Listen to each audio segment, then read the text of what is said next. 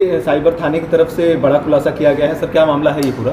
देखिए, पुलिस अधीक्षक महोदय को जनसुनवाई के दौरान एक व्यक्ति जनसुनवाई में आया। उसने बताया कि उसे एक 41A की नोटिस प्राप्त हुई है, जिसमें लिखा गया है कि वो किसी धारा में मुलजिम है और अगर उसने इस धारा में जमानत नहीं कराई तो उसको गिरफ्तार किया जा सकता है। इस सूचना पर वो जनसुनवाई में जब आया तो सर ने जब नोटिस के बारे में देखा तो उससे पूछा कि क्या तुम किसी जुर्म में किसी अपराध में जुर्म है तुम्हारा? तो उसने बताया कि सर मैंने कुछ अपराध नहीं किया है। तो इसकी जब जांच कराई गई तो पाया गया कि नोटिस फर्जी है और उस पर जितनी भी मोहरें लगी हैं, जिसमें पुलिस अधीक्षक कार्यालय की मोहर और थाना मेहनगर की मोहर लगी हुई थी, वो दोनों फर्जी पाई गई। इस संबंध में फिर मुकदमा दर्ज किया गया और उसकी बेचना करने का प्रयास किया गया।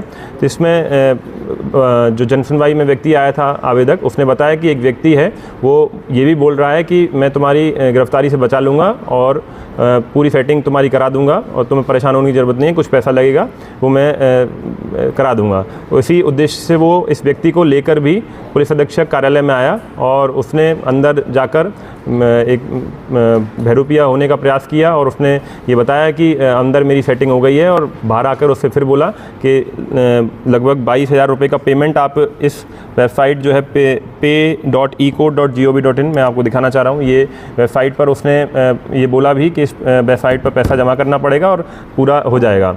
और उसने ये बोला कि पैसा मैं जमा कर देता हूँ, आप मुझे कैश में दे दीजिए। और उसको वो पैसा जमा करने का मैसेज भी फर्जी बनाकर दिखाया। फर्जी मैसेज देखने के बाद उसको लगा कि हाँ पैसे जमा हो गए और वो पैसे देने को उसको तैयार हो गया, जिस पर चूँकि हमें पहले से सूचना थी, हमने उसको गिरफ़्तार किया और उसके हिरासत से हम लोगों ने रिकवरी की है, जिसमें एक लैपटॉप, एक अदद मोबाइल और जो फर्जी मोहर थी वो भी बरामद की गई है। इससे जब पूछताछ की गई तो इसने बताया कि ये गांव के ही ज़मीनी विवाद में सुलह के नाम पर ये इस तरह का फ्रॉड करने का प्रयास किया।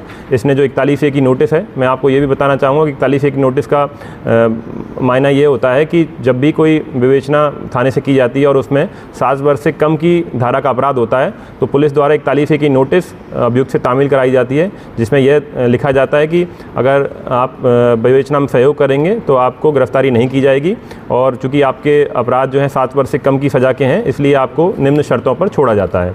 ठीक है, और बयान दर्ज कर लिया जाता है। इसी नोटिस का उसने ऑनलाइन डाउनलोड किया और इसको जरिए डाक उसने भेजा था और इस तरह से इसने अपराध कारित किया है। इसको माननीय न्यायालय से रिमांड प्राप्त कर जेल भेजा जा रहा है। सर, प्रॉपर एविडेंस जो मिले हैं और इन्वेस्टिगेशन में पुलिस के फर्जी मोहर को ये कहाँ से बनवाया, ये अभी तक इन्वेस्टिगेशन? देखिए, हाँ नहीं, वो सब हम लोग इसमें जांच कर रहे हैं कि इसके द्वारा फर्जी मोहर कहाँ से बनवाई गई है और कौन कौन लोग इसमें शामिल हो सकते हैं और इसके साथ कोई और भी व्यक्ति है जो इसको इतना ज्ञान वर्धन इसका किया है और किस तरह से इसको इतनी जानकारी प्राप्त हुई है, उसके बारे में और गहनता से जांच की जा रही है।